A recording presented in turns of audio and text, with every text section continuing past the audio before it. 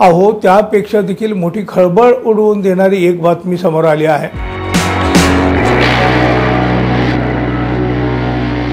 मित्रहो नमस्कार। शरद पवार हे सातत्याने भारतीय जनता पक्ष आणि महायुतीला धक्क्यावर धक्के देत असताना आता पुन्हा एकदा अजित पवारांना त्यांनी मोठा धक्का दिलेला आहे। शरद पवार यांच्या पक्षाकडे इतर पक्षातील नेत्यांची रीघ आधीपासूनच लागलेली असताना आणि अजित पवार यांच्या राष्ट्रवादीत अस्वस्थता पसरलेली असताना आणखी दोन आमदार अजितदादांचे तुतारीच्या दिशेने धावलेले आहेत। तर एक मंत्री देखील अजित पवारांना सोडणार असल्याच्या बातम्या आता बाहेर आलेल्या आहेत।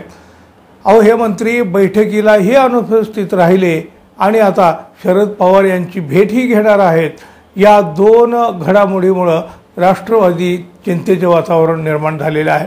पुण्यातल्या मोदीबागेत असणाऱ्या शरद पवार यांच्या निवासस्थानी नेते आणि कार्यकर्त्यांची भेटीगाठीसाठी आजही गर्दी झाली।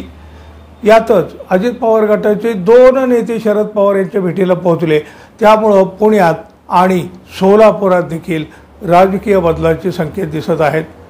दोन बडे नेते शरद पवार यांच्या भेटीला पोहोचले। अजित पवार गटाचे हे दोन मोठे नेते आहेत आणि ते थेट शरद पवार यांना भेटण्यासाठी पोहोचलेले आहेत।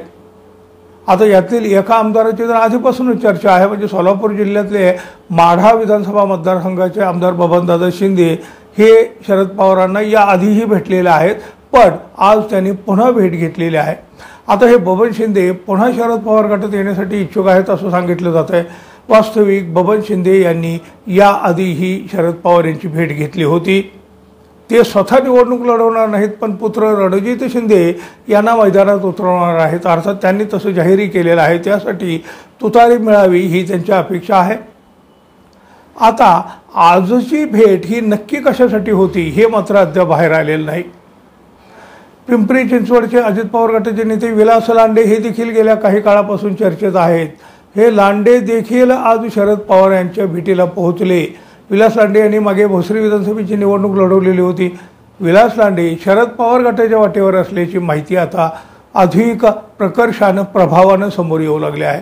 विधानसभा निवडणुकीच्या तोंडावर या दोन नेत्यांनी शरद पवार यांची भेट घेतल्यामुळे हे दोघेही आता शरद पवार गटात प्रवेश करणार अशा प्रकारच्या चर्चा सुरू झालेल्या आहेत। तसं बघायला गेलं तर बबनदादा शिंदे शरद पवारांच्या भेटीला पोहोचल्यानंतर सुप्रिया सुळे यांना याबाबत प्रश्नही विचारण्यात आला। तेव्हा आमचे सगळ्यांशी प्रेमाचे संबंध आहेत। मोहिते पाटील, बबनदादा शिंदे आणि पवारसाहेब यांचे जुने संबंध आहेत। बबन शिंदे यांचे पवारसाहेबांसोबत खूप जुने संबंध आहेत, एवढंच सुप्रिया सुळे यांनी सांगितलं।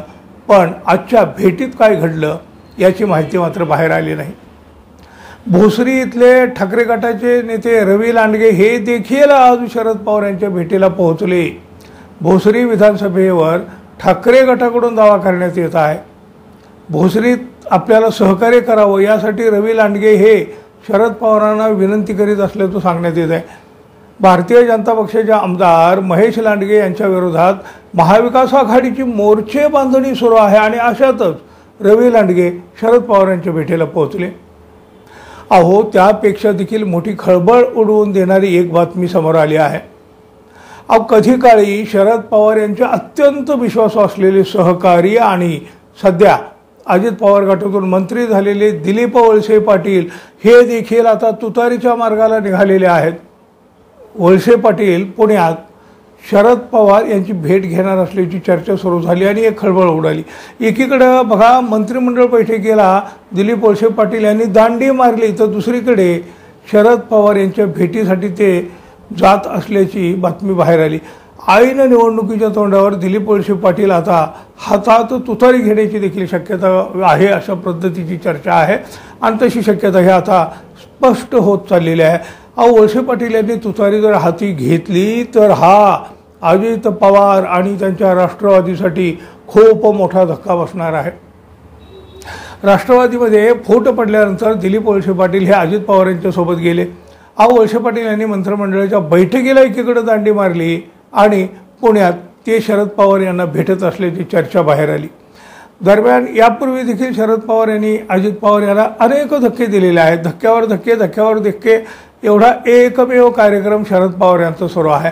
आता वळसे पाटील हे राष्ट्रवादी शरद पवार गटात खरोखरच प्रवेश करणार का हे पाहणं खूप महत्त्वाचं ठरणार आहे. काही असो, शरद पवार यांनी अजितदादांच्या पक्षात मोठी खळबळ उडवून दिलेली आहे. दादांची झोप खराब करण्याचं काम हे शरद काका रोज करीत आहेत.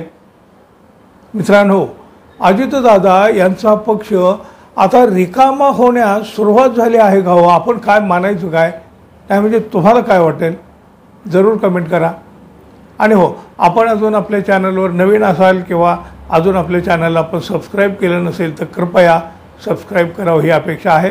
धन्यवाद. पुन्हा भेटू. तोपर्यंत नमस्कार.